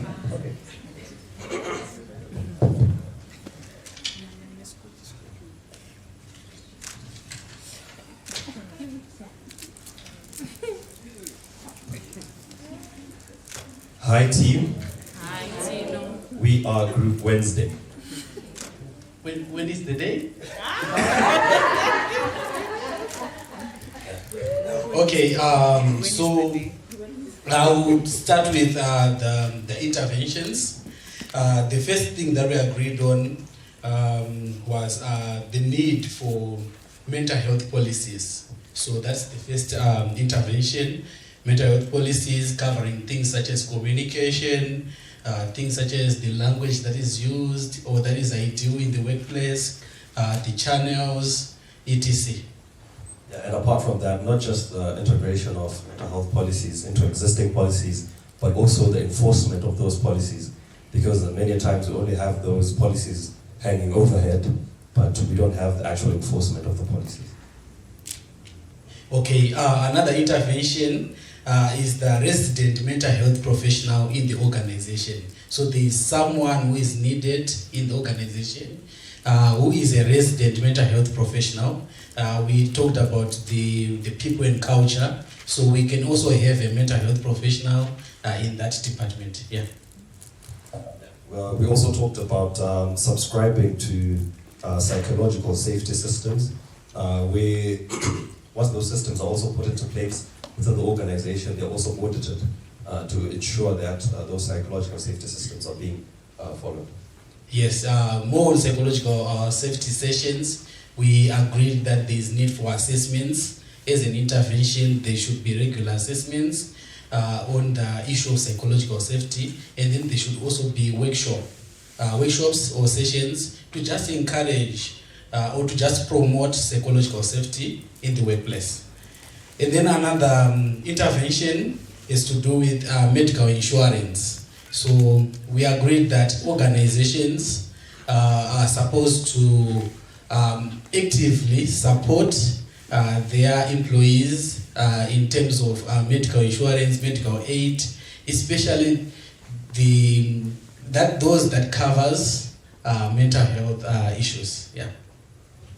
I think the last one would be perks such as work of the year, work of the month, just for basic motivation, as well as social clubs. Lira gave an example of Google, where within the organization you can have, let's say, a game or a snooker table just to take off the stress. Okay. What would be the last? Just good practices as an intervention. There should be good practices in the organization, and these involve just celebrating achievements. If you win a grant, it could be a 6.51, you can just celebrate. If you can also celebrate birthdays. Yeah, birthdays you can be celebrated, and you can provide perks, hampers to maybe the elderly to just motivate them. So that is what we have on interventions. We now move on to another segment.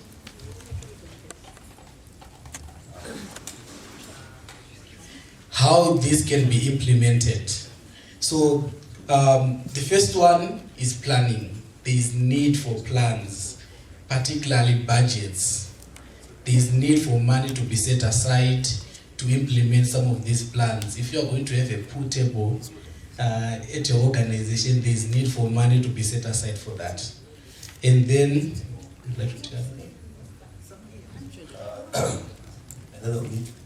excuse me. And then there'll be need for buy-in of these policies. Of course, we've now constructed these policies and integrated them into existing policies. But then again, there will also be need of buy-in, not only from SLT or from people in authority, but from the whole team as a group. Yes, there is also need for integration of these practices and interventions into organizational policies, so that everyone is, for the lack of a better word, forced to take part into these wellness activities. And then there is also need to allocate time, and also there is need for flexible working hours. So if you are going to have a wellness activity, that wellness activity must be done in employees' free time. It should not be done. It should be done not on weekends, because that's also their free time. It should be done during the weekdays. Moving on to resources needed. Money. Money will be the first resource needed. Definitely. Finances. We also have got human resources that has been mentioned. On human resources, they need to be capacitated to carry out or to take part into these wellness activities. We also have got material resources. You know, the pool table. The pool table is very important. These pool tables, the space, sometimes the sporting balls, etc. They also are needed. And then commitment or buy-in, that's the point. Yeah, okay. Yes, outcomes and how they will be measured. So outcomes, retention rates. So retention rates are the rate at which you keep people in the company. That can be an indicator of whether there is good mental health in that workplace. There is also an issue to do with productivity. You can also measure productivity. You can measure things such as reach, such as profit, such as even customer satisfaction that can also measure. And then there's also issues to do with sick leaves and absenteeism rates. That's also an indicator. And then we have got uptake to mental health programs, how many people are joining and how many people are participating. And then we also have got assessments and audits and reports. So these mental health services can be audited. You can put up a system whereby you can hire an external person, even an internal person, to measure the implementation as well as the outcomes of these wellness activities. Thank you. Team Wednesday, thank you so much, guys. And you know, come now, I'm scared for what's happening. What will be the Wednesday group? But I don't think, is there anything for Team Wednesday before we go to Thursday, before Friday, and then jump into the weekend? Thursday. China Chamadzimai.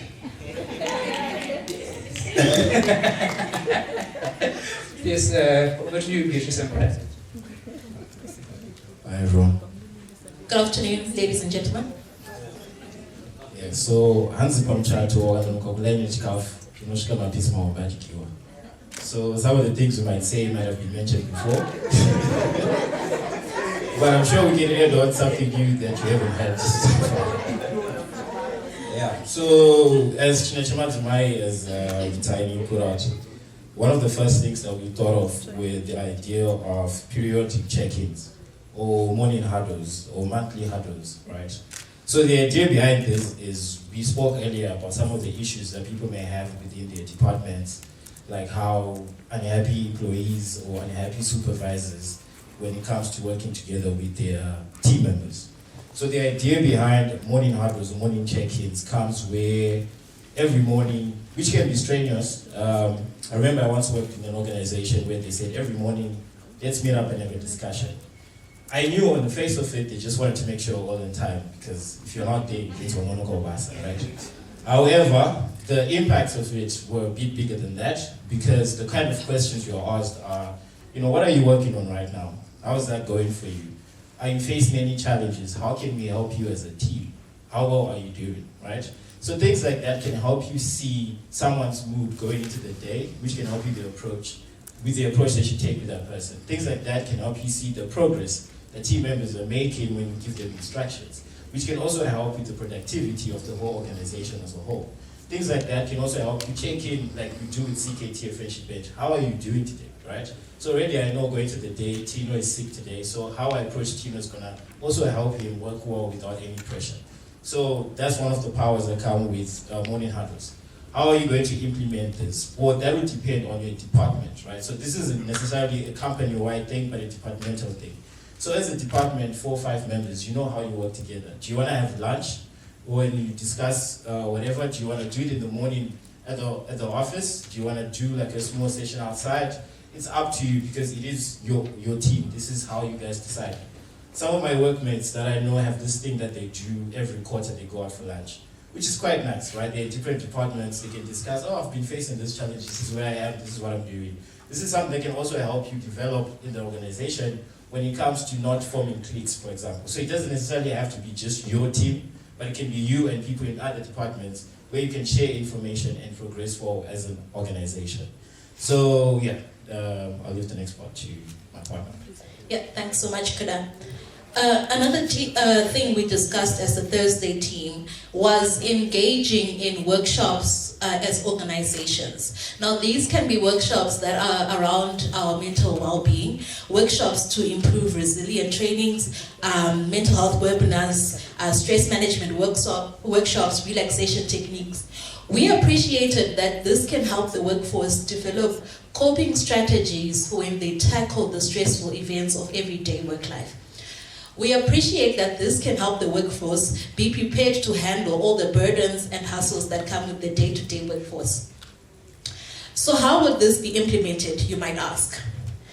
We appreciated that as organizations we would need to have a regulated schedule, a regulated calendar schedule that puts into place these periodic workshops and trainings and reinforcements for the workforce to ensure that throughout the work year, we are always mindful of how we can better improve how we're managing with all the stresses that we meet in our day-to-day work lives. Also ensuring that the materials that are brought to the workforce are relevant for what is actually needed at that time.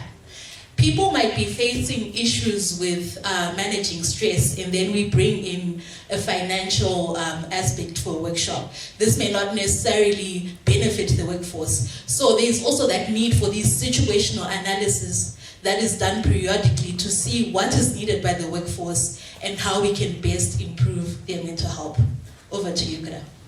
All right, thank you very much. We'll put out, by the way. So next point, we spoke about the idea of creating onboarding structures when someone gets a job or a new role at an organization, whether they're internal or external.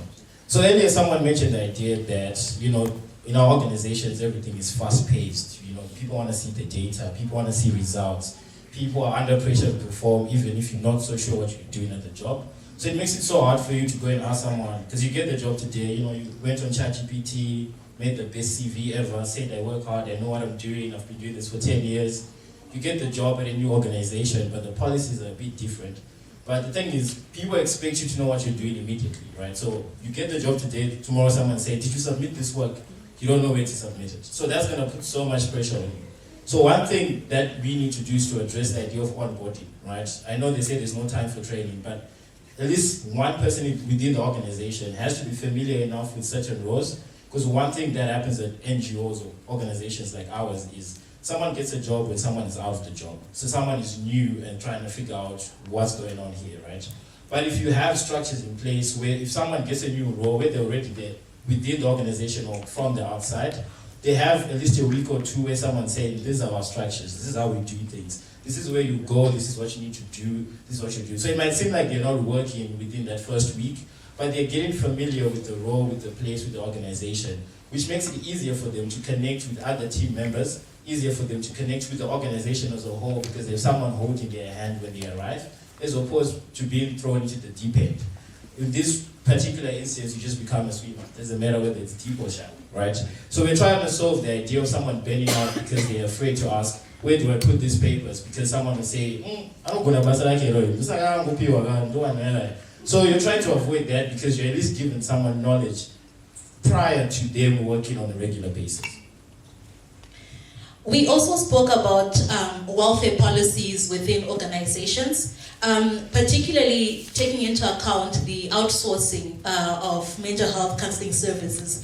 I won't dwell much on this because other groups have already spoken on this. But we did also speak about creating within organizations. This is where, for example, Kuda and I, working in the same organization, would be partnered up to regularly check on each other. We don't necessarily have to be in the same department. But being in the same organization allows me to say, Kuda, are you okay? How are you handling the work stresses? How are you handling the current work culture? Are you handling everything okay? And being able to check in on him in a more personal kind of manner that is different to the structured HR or people and culture lines that are currently available. Brings in a channel where I can be on a personal level with someone else in the institution and not be worried about how it might affect how people perceive me or how the organization perceives me in my workplace. Thank you very much for that. And so yeah, finally, we know no one likes Thursdays because it's in the way of Friday. So with that, we're gonna let you get into the weekend. Cheers. Thank you very much for it. I really appreciate it. And then yes, everyone's favorite day, Friday. In college, used to call it baby's day out, especially in month 8. That's when we go out and club and party and stuff. So we always loved Friday. It's like a usually Friday or the baby's day out. So, babies? Friday babies? Ah, good. I actually have a baby actually. Do you also do baby's day out? Please, Antipa? 1, 2. Alright, you can hear me, right? Okay, so I'm gonna make it quick, since I'm sure most of us have received phone calls already. It's a Friday. So, most of the stuff was said, but the main 2 points that we focused on was conducting wellness programs in workplaces and awareness campaigns. Of course, these things can be said normally, but they're not being implemented. So we spoke about having trained mental health professionals to facilitate these wellness programs. And we're saying that we want people or workers to be trained so that we create long-term sustainability, so that they're trained, they're able to also train other people. And those other people are able to train themselves, which we simply just refer to as empowerment. And then we also spoke about having a mental health worker, so that we're able to create mental health champions at workplaces. Yes, of course, the HR department is there, but sometimes because they're the people who work for, like, who give people jobs and everything of that sort, why not we have different people aside from the HR department that is having mental health professionals at workplaces. Then we also spoke about, under the connecting wellness programs, we also spoke about emotional intelligence workshops for supervisors and leaders. Because in most cases we realize that when a person is promoted, they're basically just told that this is now your new position, but they're not really orientated into how they're supposed to conduct their job or something of that sort. Then we also spoke about creating support groups and having collaborations with organizations that deal with mental health issues already. It makes the work easier because already there are people in the field who are well known already. So instead of creating something new, why not just collaborate with them? It makes it all easier and better. Then we also spoke about targeting mental health experts during the collaborations. And then we also spoke about arts and culture. And as much as we want people to understand the concept of mental health in the workplace, it's considered a foreign white man's disease, right? So why not incorporate it in a way that we understand it according to our culture as Africans, right? So instead of doing that, we make use of things that are better detaining. We look at influences. Now we're not only aiming for the mental health in the workplace for workers only, but we're also trying to make it normal to people out there who are not in the professional sector of working, such that people normalize mental health in the workplace. So we're now talking about influencers, where we have people who are well known in the industry on social media. As social media is the trend now, we have them spread the word and help them to just advertise on mental health in the workplace, such that everybody normalizes about it, just as the way mental health is being normalized right now. So basically, the arts and culture edutainment will help in raising awareness, not only at work, but also for people to see how big it is becoming.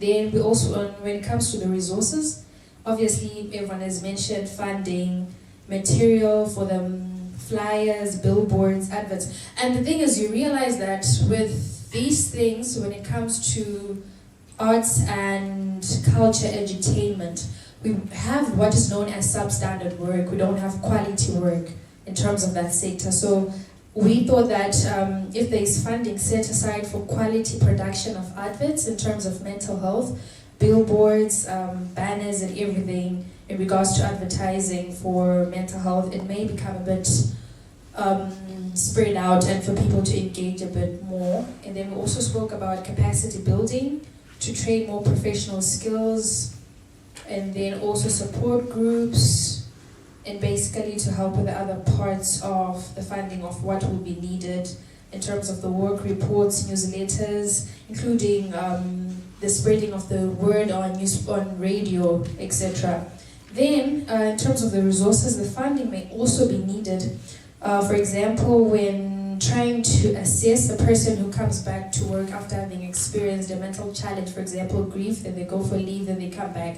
Instead of just accepting that person back into work, why not we assess them mentally? And then after assessing them, it will help us to understand better how to approach them and how to work with them. For example, if someone has experienced grief among any other mental health challenges.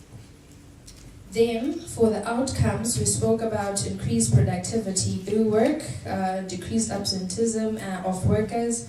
We spoke about decreased depreciation and suicidal rates, which are things that we're not supposed to look for, but automatically they're supposed to present for themselves.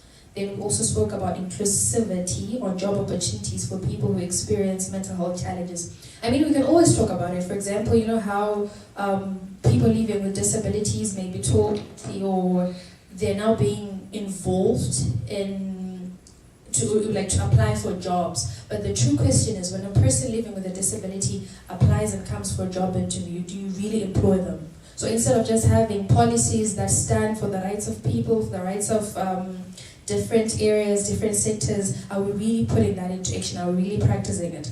So the part of really including everyone is one of the outcomes that we're supposed to see. That we're not supposed to ask for it, but we're actually just supposed to see it happening on its own.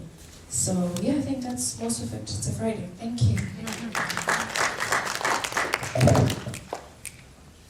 Thank you very much, Matipa. That was really quite well articulated. So Sunday, Monday, Tuesday, Wednesday, Thursday, Friday. Mugoera, Tarebewa. Mugoera. Come to the front.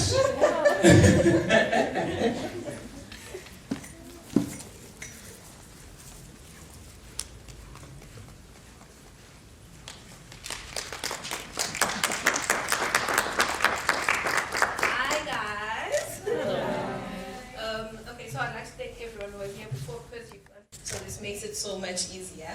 So for us, we outlined several points, so I'll just go through them as briefly as possible. So we started off with the point of training. You know, it's easy for people to assume that people know what these issues are and how to identify them. So if we set up training platforms that can help people learn about these issues and what to do when they encounter them. So we looked at how to do it. You can do it internally, or you can look for external partners, or it can be done online. And then, so of course, for the resources, you have the facilitators, who are experts, who have all the knowledge. And then there are free repositories out there that you can find online. And then you can also use activities and simulations within those trainings that help people identify those issues better, because sometimes you see it but you don't identify it. Needs assessments, surveys, and then how then you see if it worked. You do an assessment, post-training assessments, so that you see whether or not people have grasped concepts, and then periodically you can keep checking to see whether or not people have started using these new methods that they learned, and whether they still remember what they learned. And then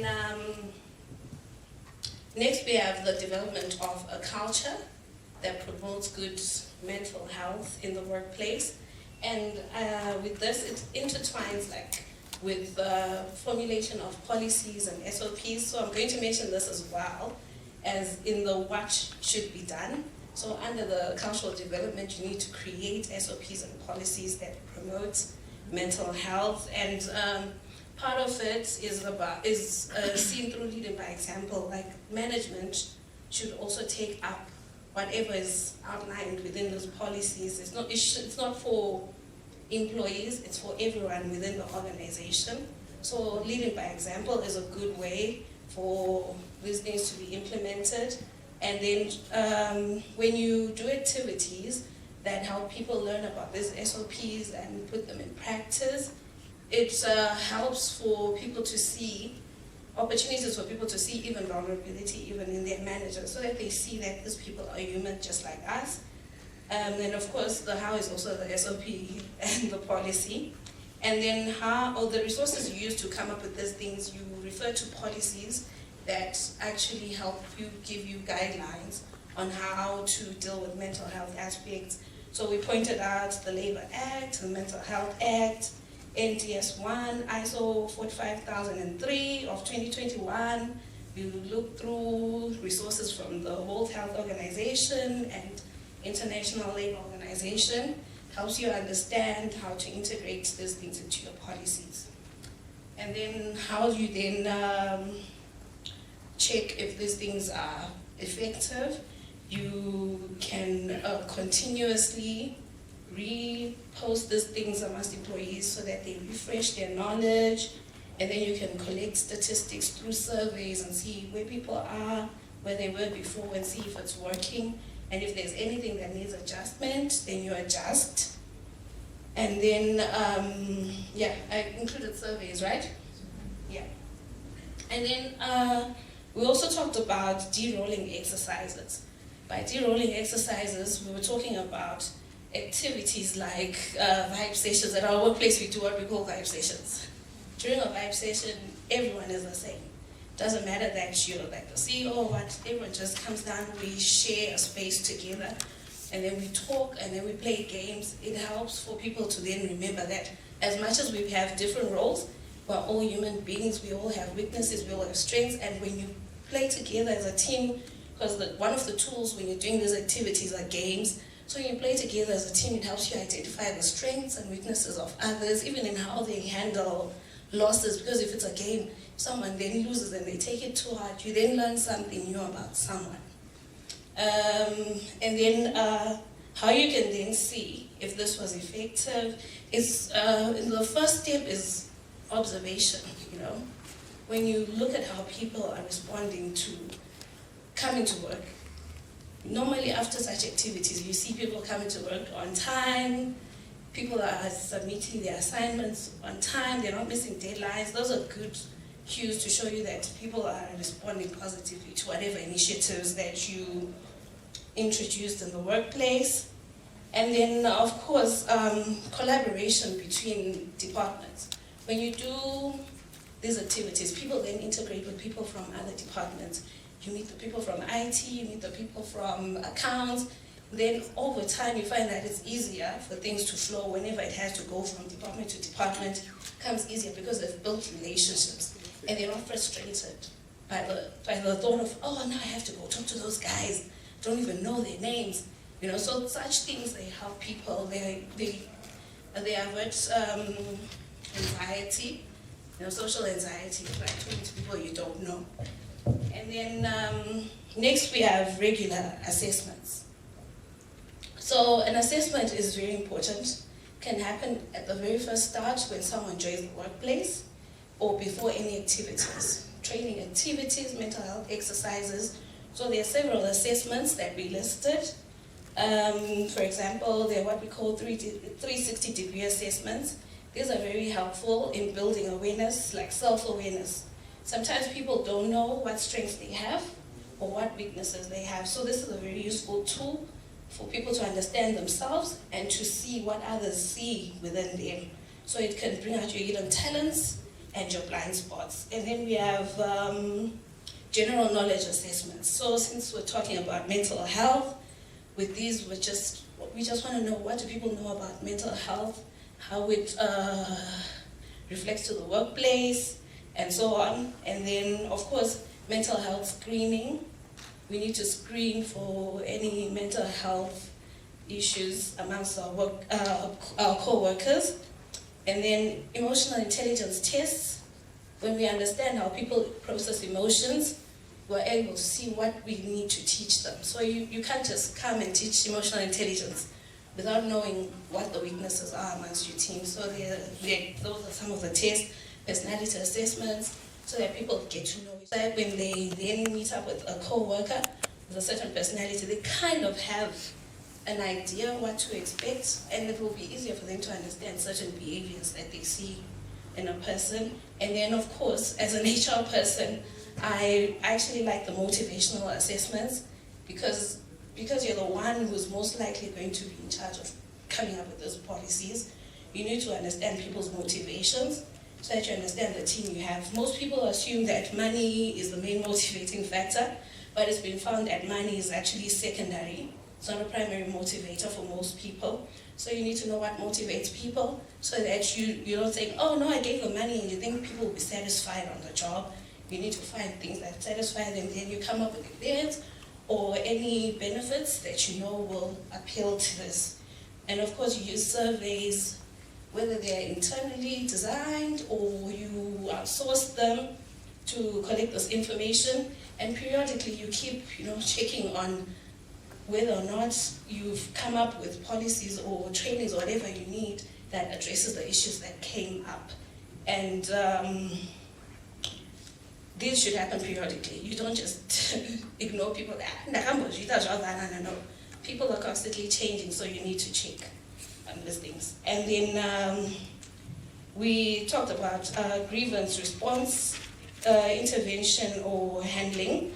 Like most times, the grievance response rate is quite slow. So if you quicken this response, it will help. So this can be done through SOPs that clearly outline how these things should happen and how to see that things have been done in the right way. So an SOP, and then the use of work councils and mental health partners in the case of mental illness that may have occurred.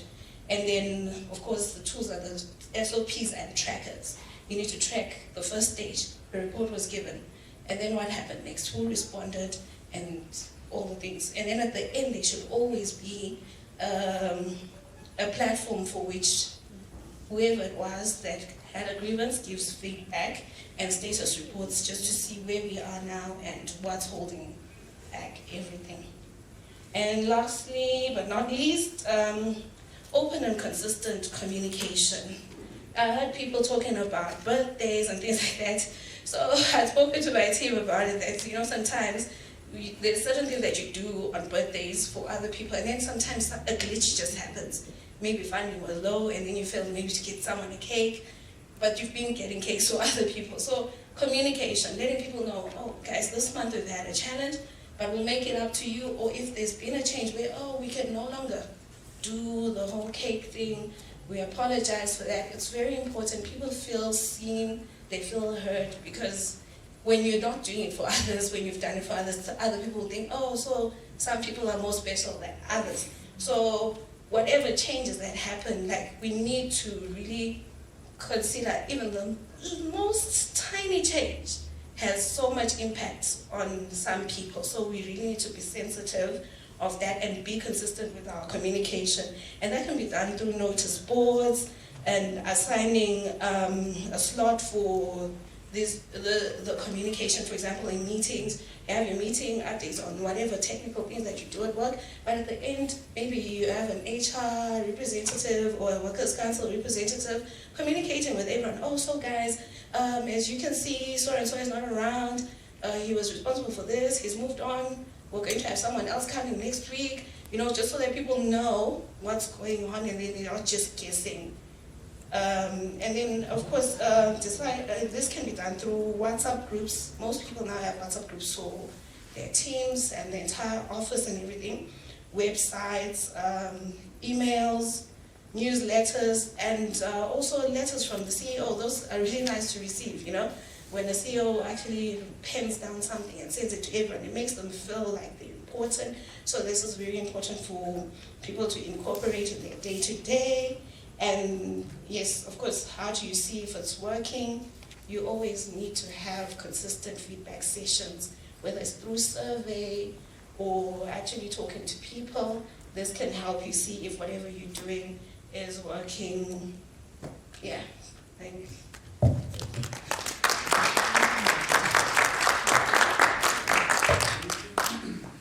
Thank you so much, Team Sunday.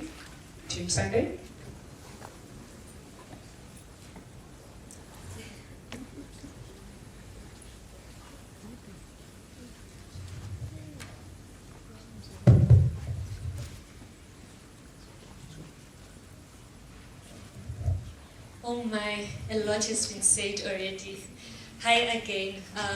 So responding to the questions that we were given as a group on intervention, so what I'm just going to do is I'm going to run down what has been explained already, because I think most of these things have been explained 4 or 5 times, and then the things that I feel as if we're not there, I'm going to ponder on them. So on intervention,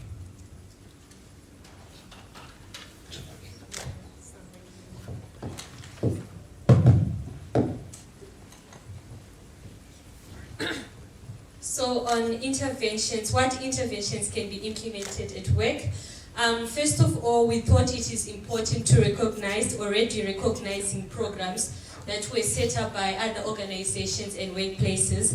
And for example, we have the Workplace Initiative by Friendship Bench, which is caring for the carer, whereby they have psychosocial services or they have some sort of aid that they have for their workers. So we thought it is very important to recognize such programs as well. And FACT, it has an employees wellness program. So these are some programs that are existing, and maybe for other workplaces, they can also incorporate them into their programs. And we also need to scale up existing programs. For example, the Ministry of Health, in partnership with World Health Organization, they have psychosocial support, which they started during the COVID times, for healthcare workers, pastors, and nurses, basically for people who are dealing with other people's problems. So this as well could be quite beneficial. And on other issues that we can add as interventions, we have small-scale campaigns in workplaces. It could be small posters for debriefing purposes or motivational posters within our workplaces, which would actually do quite a lot in uplifting someone's mood.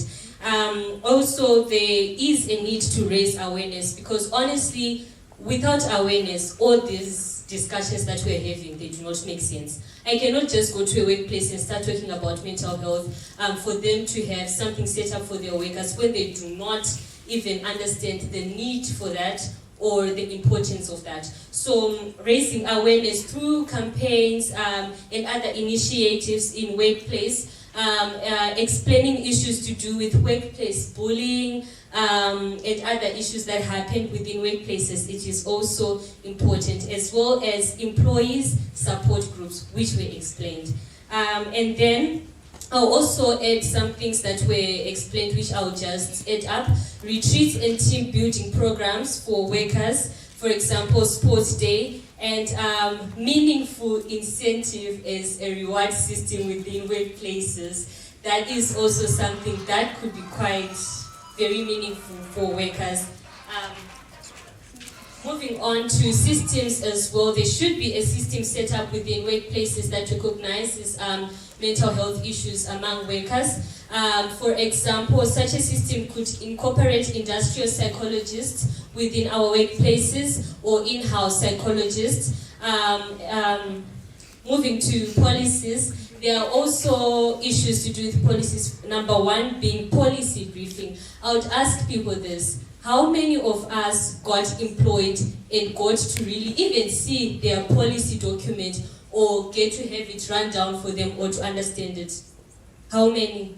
I'm not talking about the contract, I'm talking about the policy. Very few.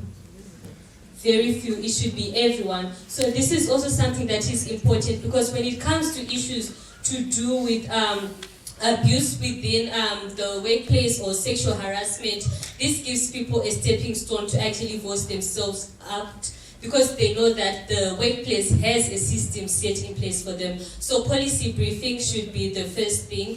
And then also introducing humane policies. For example, we were discussing as a group, and we realized that most of the times when you're at work, in our workplaces, they only prioritize bereavement periods for people who have lost their immediate family members, not to also consider other people who were raised from childhood by extended family members, some even by friends of their families, but they would not be able to have such a time to take a break because of such policies. So we need more humane policies. And then policies that also recognize mental health illnesses as the same as physical issues.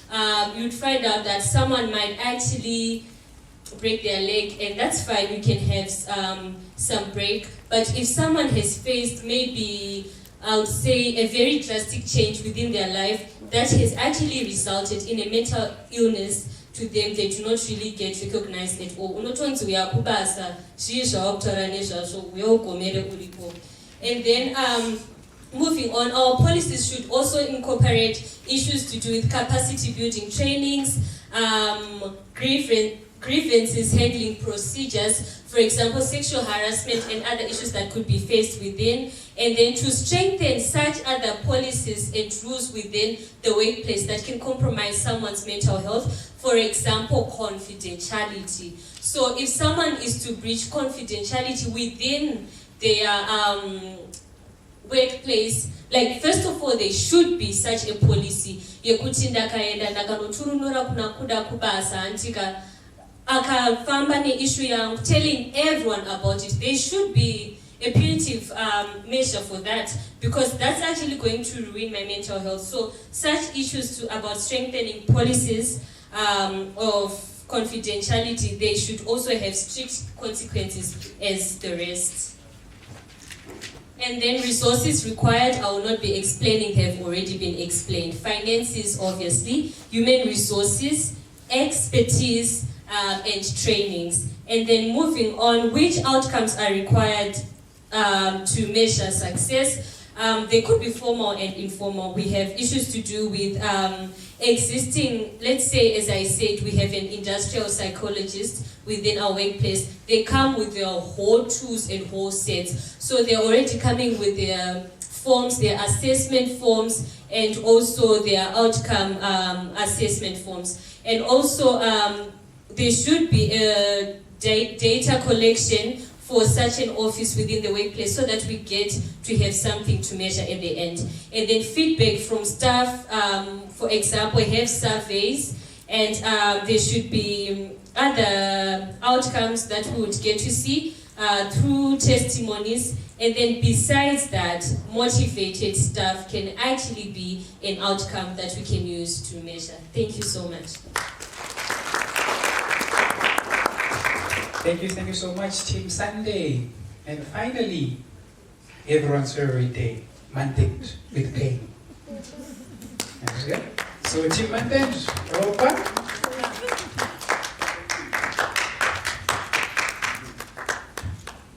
So Europa is the one who does all the magic online. Yamunwana counseling online, my sessions of therapy. She's the one who leads the online department. It all workplace.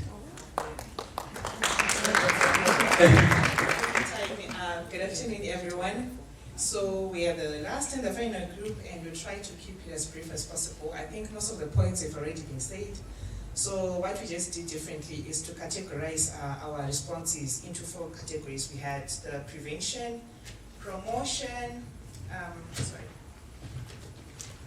intervention and rehabilitation. So under prevention, we talked about reducing the risk factors that are that include creating a work environment that supports mental well-being. Hi everyone, I'm Rachel, and I'm here at Your Mind at Work workshop, where we're basically discussing issues to do with mental health at workplace. I'm very excited to be here, and I have learned a lot today. Basically, just to say a few things that I have learned today. I've learned that most of our times we spend time at our workplaces, but there's a huge gap between people actually realizing that there are mental health issues that people can face in the actual work that is being done. So this has been a very nice workshop for me. I have learned a lot, and I would like people to actually notice that mental health at work is important and should be recognized. Thus, we should come forth with several initiatives that support this.